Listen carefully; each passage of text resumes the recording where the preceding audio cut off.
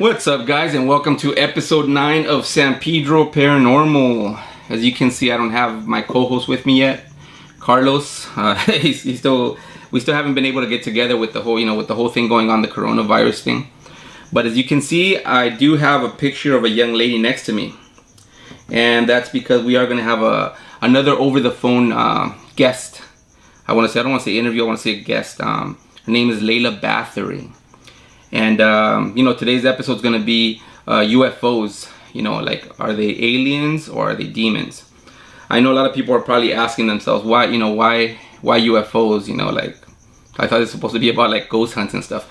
Well, the thing is, like I said, it's called aliens or demons because there's a lot of people that actually believe that extraterrestrials are not really aliens. They're more, they're demonic entities pretending to be, aliens. And I'm sorry I'm winded. It's just I was doing some plumbing. I ran out here, try to make it, start this on time because Layla's supposed to call at 6:15, which is right now. So she should be calling any second now. So I do apologize for the video, starting so quick today. But yeah, she should be calling right now. Yeah, it's getting crazy out there, with the pandemic going on of a lot of people getting sick right now, and it seems like it's getting worse, so everybody's kind of freaking out. And even myself, I'm kind of, at first I was kind of like, oh, this is all just gonna blow over and it's gonna be over pretty quick, but it just doesn't seem like it's going anywhere.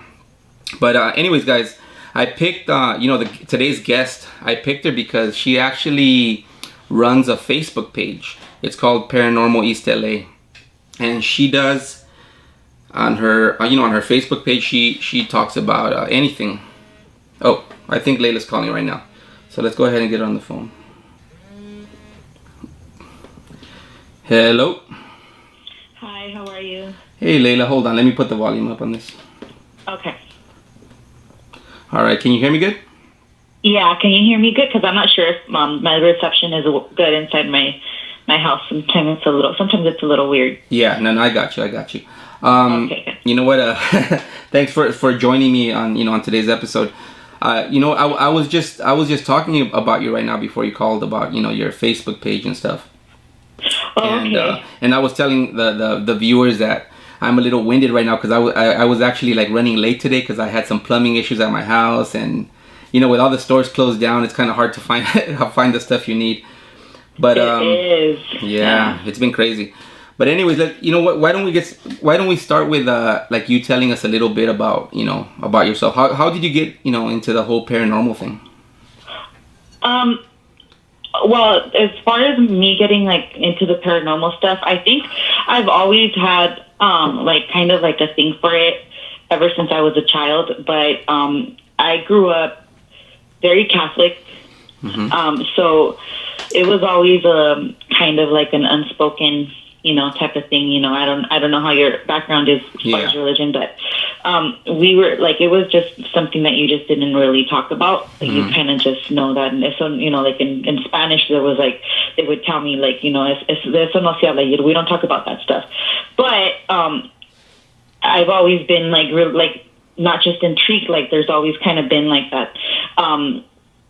I just have had experiences. So I think the first thing that I ever experienced, I was about, I think, 3, and it was in the first house that we ever lived in. My parents, we lived in the back house of my grandma's house, and it was a very small house, so we all stayed in one room, and from that bedroom you could see the kitchen. And one day I woke up in the middle of the night. I must have been about 3.5. I don't think I was even 4 years old yet. But I woke up in the middle of the night, and there was a figure about, I would say, 6'5", very tall. Okay. Kind of reptilian, shadow-like. It was not human. I could tell you that. It was not a human figure. Okay. And glowing eyes. And so when I woke up and I looked at it, it looked at me back, and it got startled. it was moving around, and it just kind of like, like, you know, like kind of like, oh shoot, she saw me, you know, and it just kind of like stopped, and it just stared at me, and I stared at it, and we kind of just stared at each other for like a few seconds, and then I just went back to sleep. It didn't scare me, but I do remember telling my parents the next morning, and they were like, oh, whatever, you know, I was a kid, so they just kind of like brushed it off. But like when people ask me what has been your first paranormal experience, I think that one was it. Like after that, like things just started happening, you know, like depending on what house we lived in. In some homes it was more prominent than in others. Okay. But weird things would happen here and there. When we lived in La Puente, we lived in a very big house. It was ranch property, and my parents also like experienced a lot of paranormal stuff in that home. Okay. And it was just, you know, like from then in my teen years, like we had, you know, like there was like, it would come and go, like it would come in clusters, and then it would stop, and then it would happen again in clusters. And then I would always kind of like just, I wouldn't say like ignore it, but kind of just brush it off in a way, but not completely ignore it, because I still was fairly religious growing up. And it wasn't until I became an adult and I kind of started thinking for myself a little bit more, and I started kind of like, hey, you know what? I want to see where this is coming from. Like, I want to know what's causing these things to happen, and what, you know, I didn't want to be afraid, because I was at that point kind of like getting a little like scared, I guess, you know, because anything that's unknown, human beings tend to be afraid of. And so I figured the more that I learned about it, the less scared I would be. And that's when I started getting more into the paranormal and studying it a little bit in depth. And that would probably be like maybe in my 20s when I started kind of like looking into it a little bit more. Yeah. Okay. And you said your family was like very Catholic, right? Yes, extremely Catholic. Yeah. So I mean, what did your family think about these things that, you know, when they happened? What did they think was going on? Well, they because I mean, you said that they said not, you know, it's something you guys really didn't talk about. But when these things did happen, I mean, what was their explanation? Oh, they were just like my mom would be like, just ignore it. Just ignore it. Like, it was really like let me tell you a little bit like what I liked as a child. I was always intrigued like with horror films. Okay. So I wasn't allowed to get any horror films. Like, you know, back in the day, like we would go to to rent movies, and I would always run to like the horror section, and it was like forbidden. You would just look at the boxes. Like, and my dad couldn't. He is like a big tough guy, you know. He's always, but he cannot watch a scary film. Yeah. So here's this little 6-year-old who's like intrigued with like Night of the Living Dead, you know. And my dad's like, oh, you're not gonna take that home. Yeah. So they were always kind of like, okay, why is she like this? You know. Yeah. They were like, why is she attracted to this stuff? Like, why, like why does she like things that, you know, like she should be like, you know, just into like this Barbies or like other things. And no, like I would always like be intrigued by all these things that were mysterious and things that had to do with the afterlife. Yeah. And it was just, my mom would just tell me to like, you know, when I would tell her, this happened, or like when we were alone in the house in La Puente where we had a lot of activity going on. And my mom would see shadow people like down the hallways. Mm-hmm. They would just walk down the hallway, and we could see them from our closet, sliding door closet, which were like, they were mirrors. Okay. And she would just freak out, and I would be like, well, you know what? I want to know what this is, and she would just be like, no, ignore it. So it was always like turn away from it. Just ignore it. Don't look at it, ignore it, and it's gonna go away. But it didn't go away. It became I became even more interested in like learning about it. So yeah. It's funny because I was also, you know, I was raised in a very religious home, and the thing with me was that when I was younger, you know, before my parents became religious, we actually used to go to the theater a lot. You know, this was when I was like 4 or 5 years old. And they used to take me to watch all these crazy, like, you know, horror movies. You know, the horror movies back in the day used to be like way worse than they are now. Yeah. They're a lot bloodier and a lot darker. But so then I think when I turned around, like I think I was 9 or 10 years old, that's when they got into religion. And I was still, with all the stuff I had seen, I was like super interested in it. So I kind of, with me, they didn't have to, wonder why I was interested in all the scary stuff, because that's what I was shown as a child. But yeah, I also do. I watch a lot of I love scary movies. But yeah. I was telling also the viewers that this when did you start this Facebook page? The Facebook page, I began it. I started it in March of 2015. Okay. And what led to that was I took a trip to Old Town San Diego, and I had been there before, but I had never stayed there overnight. Okay. And that time when I went, I wanted to go specifically to explore it a little further, and kind of get into the history of it. And so I did. And so when I went and I visited I forgot the name of the is it the Whaley House? Of the cemetery. Yeah, there's a cemetery right in the Old Town San Diego. Yeah, it's right next to the Whaley House. Yeah. Yes, it's right there next to the Whaley House. So I went there. I went to the Whaley House. I went to the Cosmopolitan, which coincidentally, the Cosmopolitan is a lot more haunted than the Whaley House. People tend to think that the Whaley House is more haunted, but no, it's the Cosmo. It's just ridiculously haunted. Okay. That whole area is really haunted. So when I stayed there, we went to the Whaley House, and then we went to the Cosmopolitan. So when I walked into the Cosmopolitan, I don't know if you've ever been there, but there's a beautiful ballroom. Okay. And ballroom, dining room. So I'm walking around exploring by myself, and all of a sudden, I just feel fingers running through my hair. And I'm standing there, in the middle of the ballroom, just what the heck is going on? Something's touching my hair. And as I go to touch my own hair, my hair is like there's a bunch of it just standing. The static was so overwhelming, and my hair was just it was something out of a movie. It was just standing up. It was weird, totally staticky. Mm-hmm. The energy was just weird. I just felt, at that moment, I felt really surrounded by a lot of people, which was really awkward because the ballroom was empty and I was the only one there, and it felt like there must have been 50 people in there. Okay. And so after that, when I went back to the hotel, and I had all kinds of weird dreams, and I don't know if it was just me being overwhelmed from the places that I had been visiting that day, but yeah. I decided that I was going to go back to the Whaley House. No, not the Cosmo, the Whaley House I went to, and I went towards the back where the garden used to be at, and I snapped some pictures. Okay. So when I was looking back at the pictures, I noticed that there was this one picture that looked like it was this lady, out of nowhere. It was just this lady walking down this little pathway, all white. She looked like a ghost. She was all white, kind of see through, and you could even see the way she was dressed.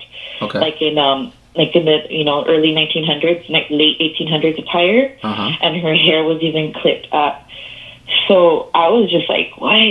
Who is this? So I decided to research the Whaley House, and I came to the conclusion that it was Mrs. Whaley.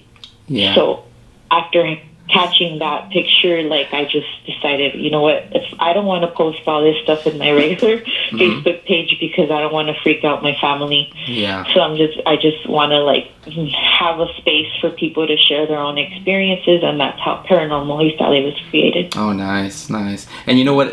It's kind of funny because I started this YouTube channel about, I want to say 2.5 months ago, and I my parents don't know that I do this. Just out of that same, kind of because I think if they found out, or they probably already know now, but I think they would freak out because the whole thing. It's really when I go to it's interesting because when I do decide to go to family gatherings, a lot of people ask, a lot of my family that otherwise would think this is taboo actually do ask me a lot of things. You would be amazed at how much people end up opening up. after they kind of get a little bit more comfortable about it. Yeah.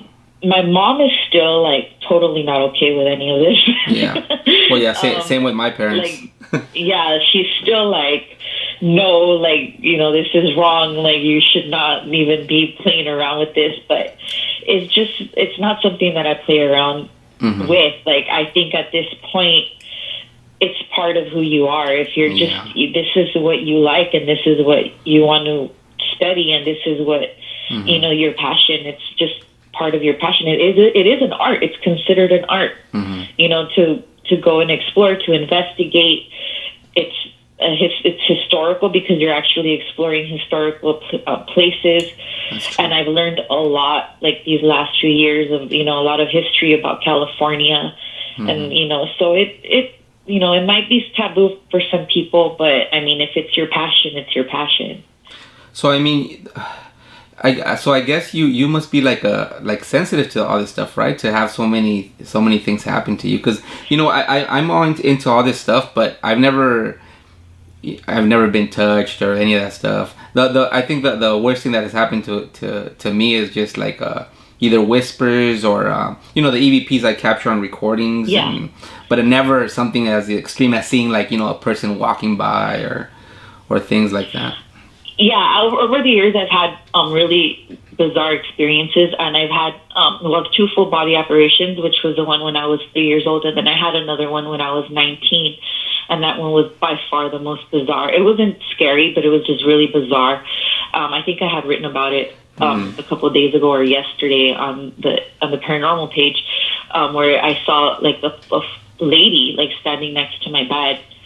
And I even pinched myself because I thought I was still dreaming. You know, I thought, okay, I'm in the middle of REM and I'm dreaming and, you know, this is not happening. So I was pinching myself and like trying to kind of just bring myself to what I thought was my reality. Yeah.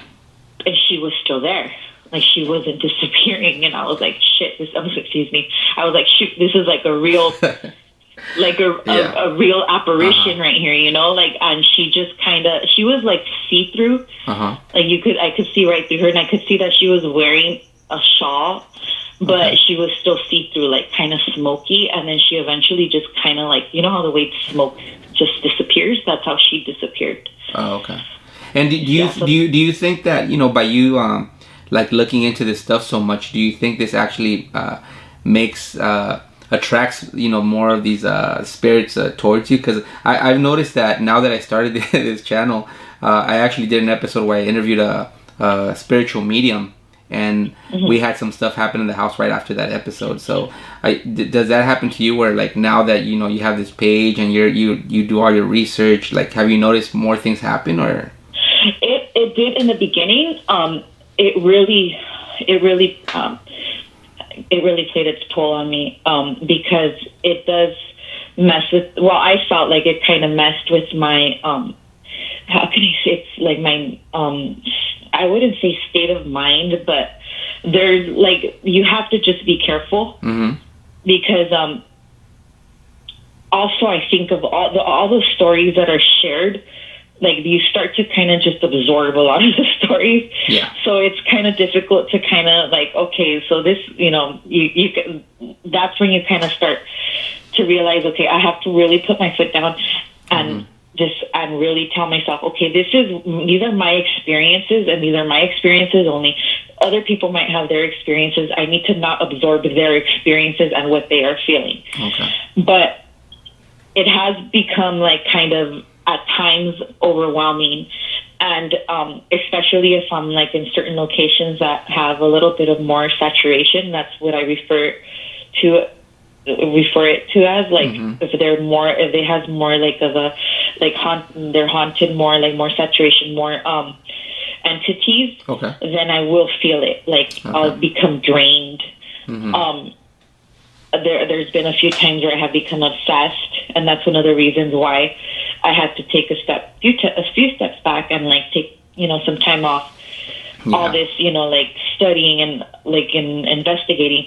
But that goes to say with anything that you get into. You could be in school and studying a subject and immerse yourself so much into that subject that it kind of starts messing with you. But this is a little bit more, you kind of have to like be walking on eggshells almost, because it's sensitive stuff, you know, and you don't want to take in that, what, you know, that those feelings of what, if there is an entity, you don't want to pick up those feelings from that entity, save that if that entity happens to be negative. Mm-hmm. Yeah, you know, I'm kind of laughing right now because we're like totally off topic. We're supposed today's episode is supposed to be with UFOs, but you know, it's so interesting. You know what? Once somebody starts talking, you just want to, you know, hear more about it. But you know what? One of the main reasons I got you on this episode was because, you know, I was telling the viewers before you came on that, you know, I've always been interested in you know, the whole UFO alien thing, and you know, and I watch a lot of movies, like not just horror movies, but everything. And I remember my first movie, one of my first movies that I watched in theaters was the E.T. And I remember after I watched that movie, I had dreams for years, I think, of E.T. coming back for me. But yeah, so and you know what? The reason was that I got you too was because on your Facebook, I noticed that you post a lot of UFO pictures, and you're always mentioning aliens, so I was like, you know, that's a perfect person to for this episode. But you told me that you had an experience with that, right? You got to see a UFO? Yes, I actually did have an experience in 1994.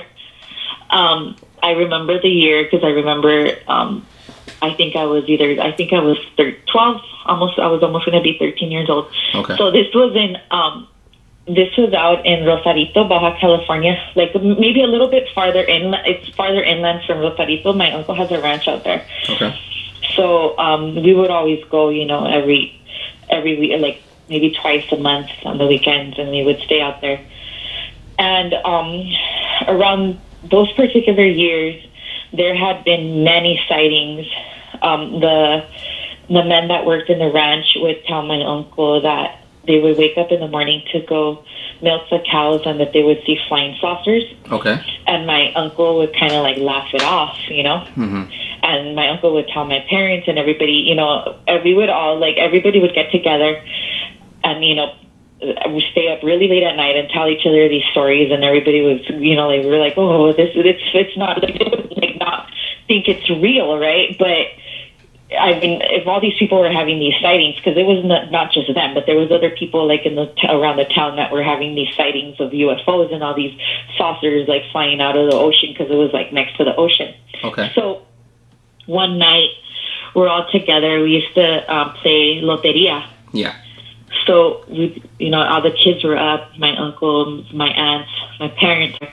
Everybody was playing loteria, and there was no electricity at the ranch, so we had a generator going on in a fogata, which, you know, the bonfire. Yeah. And we're in the house, and there's like mountains just surrounding us, and all of a sudden there's like this big old bright light that's in the middle of the mountain. Mm-hmm. And there's no helicopters, nothing like that in that area, like during that time at all. So we're just like, what the heck is that ball? And it's just like kind of just... So the UFO wasn't a saucer, it was a ball? It was a bright ball, and it was stagnant. It wasn't moving. Oh, okay. So then, but it seemed like we were being observed, the way it was kind of like looking like towards us. Was it metallic? So one of what was that? Was it metallic, or was it just like a light? It was really bright, like a ball. Like a bright ball. Would you say it was kind of like, you know, did you ever see the movie Fire in the Sky? Yeah, yes, yeah. Like that. Okay.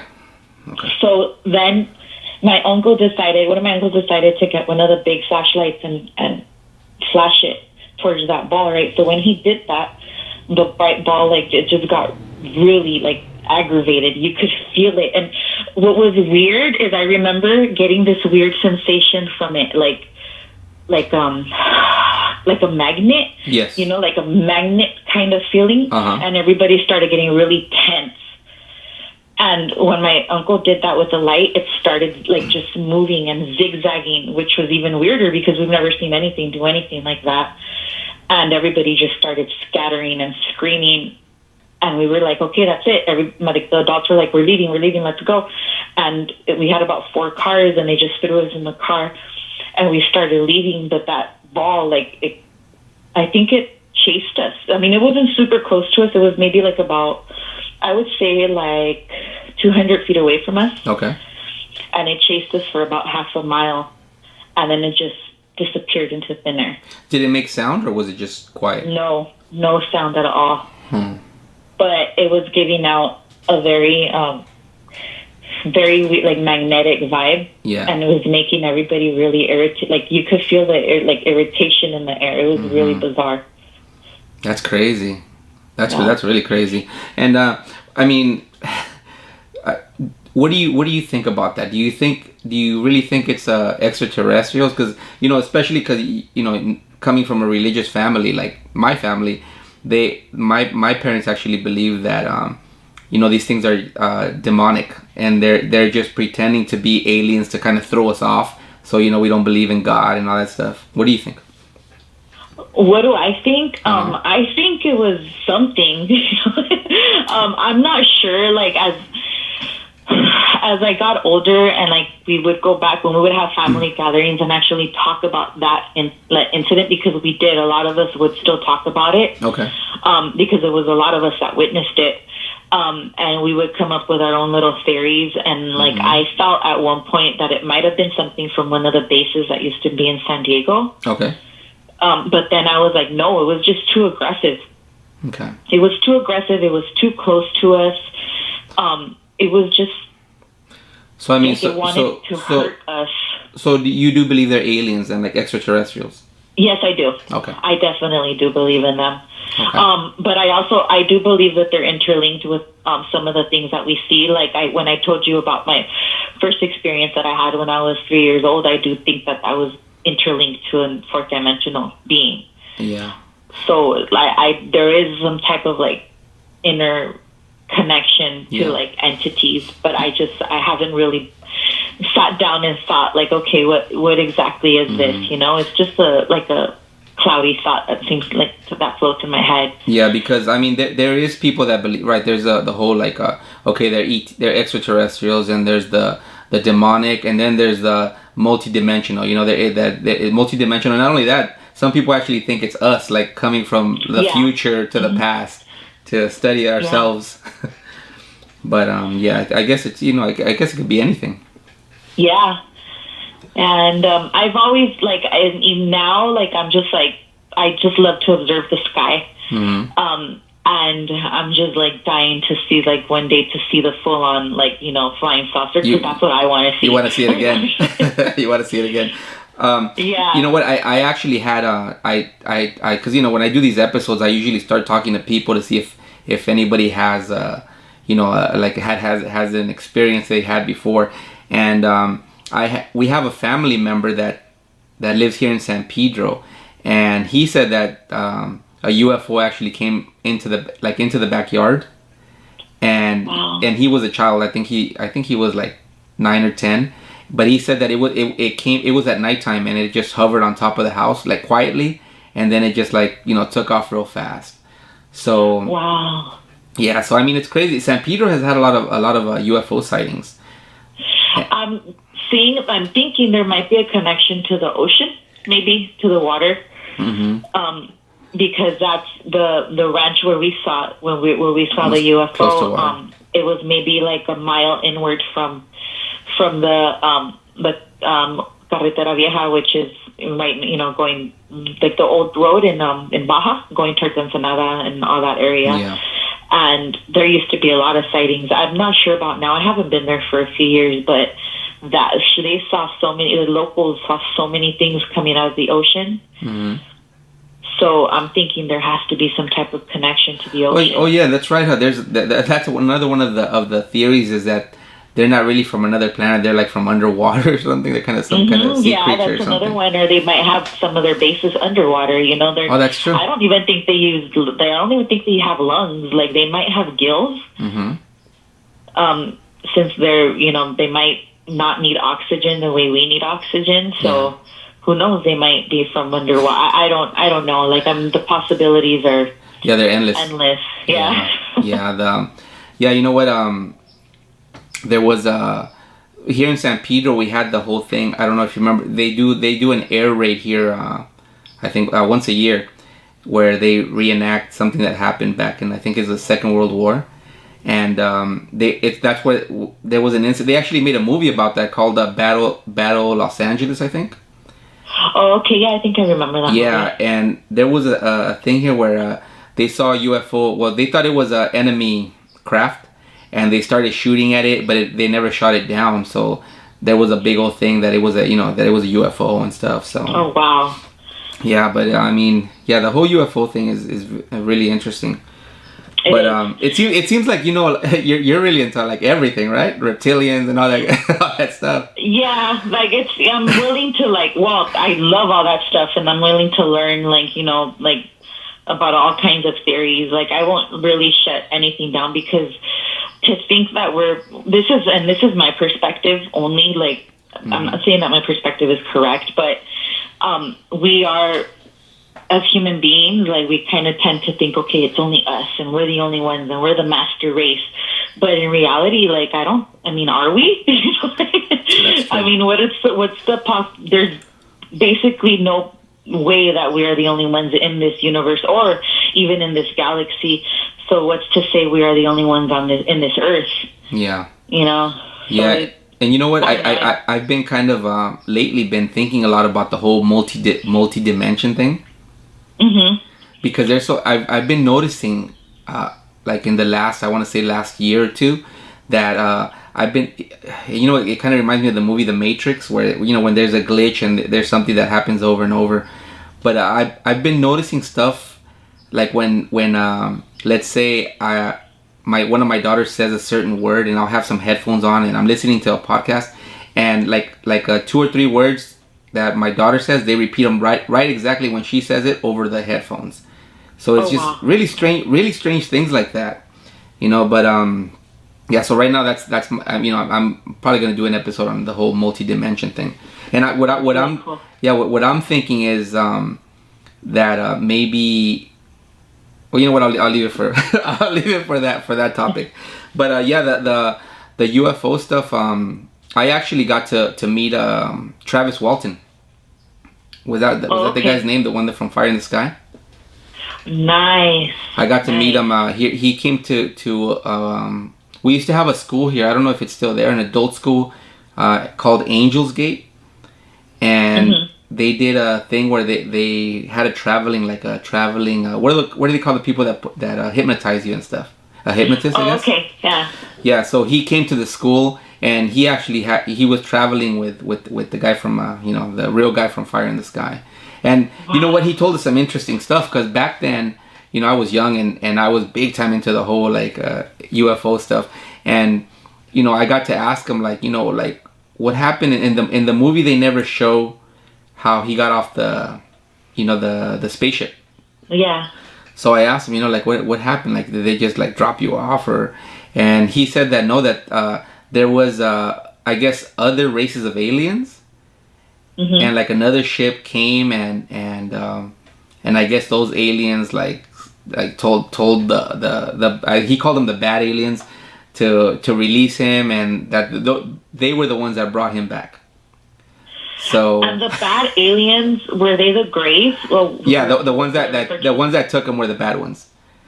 Yeah. And then he said that the ones that saved them, they actually look human. They didn't look like the other ones. They looked like human beings. Yeah.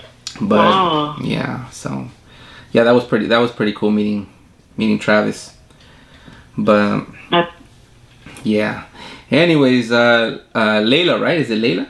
Yes. Okay, Layla. Yeah. I'm not gonna take any more of your time. I know it's Friday and stuff, and you probably have to spend some time with your family and stuff. But no problem. I do want to thank you for coming on and sharing that UFO experience. That what, when you told me about it, I thought you were just gonna say, oh yeah, I saw some flying saucer pass by. I didn't know it was that deep. Where it chased you guys and stuff. It was a crazy experience, and I have a few family members on my Facebook page that were there, and they still remember. And when they talk about it, it's just shoot, it just takes us back, Yeah. It just what I the feeling that craft or whatever that that ball would give out. Mm-hmm. That was weird. Like, it was just like a very magnetic, and it made us feel like a certain way. Like, Mm-hmm. I don't know if it was radiation, maybe. I don't know, but everybody was maybe it's just the technology it uses to hover. You know, maybe it's some kind of magnet, like magnetism to against the earth, so it could, you know, fly. Yeah, like when I think back on it and I remember those feelings and how it made us feel, I think about like how I think they have the capacity, like, to actually mind control, like telepathy kind of thing. Yeah. Oh yeah, definitely. Mm-hmm. Definitely. Well, you know what? Before I let you go, I was talking to this other person that has like their own theory of with the whole thing going on right now with the coronavirus and stuff. Like, this person made up some whole. You can make a movie about what he told me, but he was telling me that he thinks that that it's a war happening between, like, extraterrestrials and humans, and they're the ones that put the virus, and that the government knows, but they don't want us to know. That's why they're telling us to stay inside, because they don't want us to see these ships fly by and all this stuff. But I mean, who knows? You know what? Anything's possible nowadays. But after these last few days, I wouldn't put it past anything, because at this point I'm like, man, what are they? What's gonna happen next? Yeah, and you know what? And he was saying, how they've been showing in the news those tanks coming on the train tracks. Yeah. And he's all like, they're getting ready because they know that they're gonna attack, and so they're preparing, but they don't want people to panic. So they're not telling us the real story. The real truth. But who knows? I mean, who knows? Who knows? We'll find out. We'll find out soon. But yeah, Layla. Well, thank you for being with me, and hopefully after all this is over, you could come in and and do like a live guest. Absolutely. Or maybe even we could do an investigation somewhere. Oh, or yeah. something like that. You know what? That'd be really fun. I really miss doing the ghost hunts, because I got so used to going on my own, and now that I'm kind of like trapped at home, so. Yeah, but, I feel you. All right, Layla. Well, you have a good weekend. So and is there anything you want to plug, or anybody you want to give a shout out to? Just thank you. I just want to give you, my thanks for like letting me be on your show, and like letting me tell you my stories, and for being a part of Paranormal East LA, and just thank you for that opportunity. So can anybody follow you on Paranormal? It's only by invite, right? Well, no, anybody can. If they could just request to join the group, it's Paranormal East LA. It's on Facebook. Okay.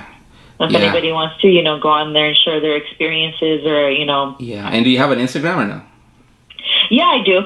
It's also Paranormal East LA. Okay, nice. Any shout outs to friends or family? Any shout outs to your parents? Oh man, my parents. Just shout out to everybody from the group, and everybody that participates and shares their stories, including yourself. Thank you so much for being part of it. Yeah, no problem. Now that we're home, hopefully, we could maybe write down a lot of our experiences, and I'm also a writer, so my goal is to write, publish. I already published a magazine, so I want to publish a book next. So hopefully that'll happen. Nice. And you know what? I wanted to thank you for your kind words when I posted, the whole thing, what was happening to me, and you told me, just to take it easy and stuff. I thought that was really nice. But oh, no problem. Yeah. All right, Layla. Well, you have a good weekend, and I hope to talk to you soon. Likewise. You have a good one. Thank you so care. much, Tony. Bye-bye. You too. Bye-bye. All right, guys. My phone kept on doing some crazy stuff. There's some kind of emergency alert. But anyways, well, yeah, guys. I hope you guys enjoyed today's episode. I know we kind of started off with the whole paranormal stuff, but it's what you would expect from this channel. Once you get me going with the talking about, telling me any kind of ghost, any kind of ghost stories and stuff. I could listen to ghost stories all day. But I hope you guys enjoyed today's episode. I did want to do a couple of shout outs. Let me see if I could find. There was a person that, there's a person that follows our San Pedro the San Pedro Paranormal Facebook page, and the person was telling me that there's a house here in San Pedro that she used to live in, that had all kinds of activity. So, I told her I would give her a shout out because she actually gave us the address. I'm not gonna say the address here on the episode, but she gave us the address to go see if maybe the new tenants are having any paranormal experiences. But yeah, this person is let me see here, Margie Navarrete. So I hope I'm saying it right, Margie. If not, I apologize. But yeah, shout out to her for giving us that that info, so we could later on, when this whole thing, the pandemic ends, we could probably check it out and see if maybe we could get some do an investigation there. At I think it's over there by the Korean Bell. But yeah, guys. Besides that, I do hope that we do release the episode on. I think last week I talked about it. I was gonna do. This episode was supposed to be the review of the entity case. The haunting in Culver City. But I want to do that episode with Carlos here because he actually did a lot of research on that on the case, and I think it'd be better for us to both be able to go back and forth on that. But yeah, guys. Also, a shout out to Wayne Poe, the guest from last week, because I actually got to watch that movie. He had sent me 2 movies. There was The Night Stalkers, and there was Hotel Camarillo. And I actually watched Hotel Camarillo a few days ago, and it was an excellent film. Excellent film, Wayne. Great job. I think it was probably even better than this one. But I think those movies are on Amazon Prime. But again, guys, thanks to Layla Bathory from Paranormal East LA. Go ahead and follow her page. There's a lot of cool stories there from her followers that different hauntings and UFO experiences, aliens, anything, everything paranormal. Go ahead and follow her on her Facebook and on her Instagram, Paranormal East LA. But I think that's gonna do it for today, guys. I hope you enjoyed today's episode. I'm burned out today. I'm really tired. It's been a long day. I just wanna, finish this video and drink me a couple of Guinness beers, and I'm gonna be good. But I hope you guys have a good weekend, and I hope everybody's being safe. Stay in your homes and do the whole thing of washing your hands, and try to avoid getting this thing that's going around. All right, guys. Well, thank you for watching, and as always, I will see you guys next time.